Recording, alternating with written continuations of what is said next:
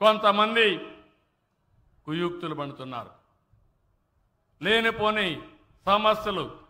సహజంగా మరణించిందని కూడా ఒక పాస్టర్ సహజంగా మరణించి దాన్ని కావాలని ఎవరో చంపారని చెప్పి పెట్టారు. నేను ఒకటే అడిగాను, నేను ఒకటే చెప్తున్నా, ఎవడైనా సరే తప్పు చేసిన వాళ్ళ పట్ల నేను చెండ శాసనుడిగా ఉంటాను తప్ప ఎక్కడా వదిలిపెట్టాను. అదే సమయంలో రాజకీయం చేసి తప్పుడు ఆరోపణలు చేసి బురద జల్లే కార్యక్రమం చేస్తే మాత్రం నేనంత ఈజీగా వదిలిపెట్టినా. ఒకటి ఉంది, నన్ను కూడా మోసం చేయగలిగారు. బాబాయిని చంపి గుండెపోటుగా చిత్రీకరించి తెల్లవారే కొందికి నారాసుర రక్త చరిత్ర చేసి ఆ తర్వాత ఎన్ని నాటకాలు చేశారో తమ్ముళ్ళు జ్ఞాపకం ఉందా అని మిమ్మల్ని అడుగుతున్నా. ఇప్పుడు అవే చేయాలనుకుంటున్నారు. వీళ్ళు చేసే ఘోరాలు, వీళ్ళు చేసే అరాచకాలు తిరిగి మన మీద పెట్టాలని. కడాన తిరుమల తిరుపతి దేవస్థానంలో కూడా వీళ్ళు పోయేసి అరాచకాలు చేస్తూ అక్కడేదో ఫెయిల్ అయిందని చెప్పాలని ప్రయత్నం చేస్తున్నారు. నేను అందరికీ ఒకటే చెప్తున్నా, డేగ కన్ను నాది, ఎవడూ తప్పించుకోలేడు. నేను అన్ని టెక్నాలజీ పెట్టేశా. తోక తిప్పితే విప్పావో కట్ అయిపోతుంది. కట్ కూడా చేయక్కర్లా, కట్ అయిపోతుంది. మీ వెనకాన్నే సీసీటీవీ కెమెరాలు ఉన్నాయి. నువ్వు ఎక్కడ పోయినా దాగలేకుండా ఉండేడుగా డ్రోన్స్ ఉన్నాయి. నిన్ను కనిపెడుతూ ఉన్నా.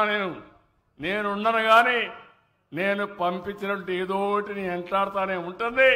తప్పు చేసిన వాడికి మాత్రం శిక్ష తప్పదని మరొక్కసారి హామీ ఇస్తున్నా. తమాషా అనుకోవద్దండి. ఇక్కడ నేను మిమ్మల్ని కోరేది, వాళ్ళు చెప్పిందంతా కూడా బ్లైండ్గా మీరు నమ్మద్దండి. నేను చాలా విషయాలు చూశాను. ఒకప్పుడు హైదరాబాద్ ఉండేది, మత విద్వేషాలు సృష్టించేవాళ్ళు. ఎంత దురదృష్టం అంటే పక్కన పోతూ పోతూ ఒక ముస్లిం ఒక హిందువుని పొడిచేవాడు. ఆ హిందువులు ఒక 5 మంది ముస్లింలు పొడిచేవాళ్ళు. వీళ్ళు 10 మందిని పొడిచేవాళ్ళు.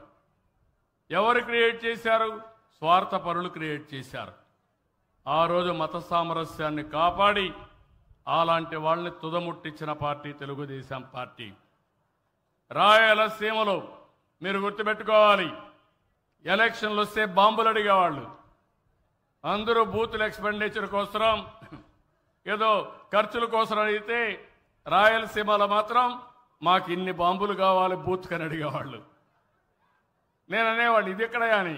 సార్ అది లేకపోతే పని కాదనేవాళ్ళు.